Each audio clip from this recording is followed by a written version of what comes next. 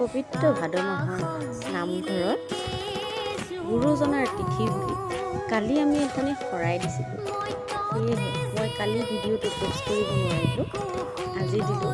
Late কৰি দিলোঁ, সকলোৱে বেয়া নাপাব দেই। কাৰণ দিচাৰ পৰা আৰু দিচা এতিয়া অলপ ডাঙৰ হৈ আহিছে নহয় জানো, সেয়েটাই বহুত ডিষ্টাৰ্ব দিয়ে।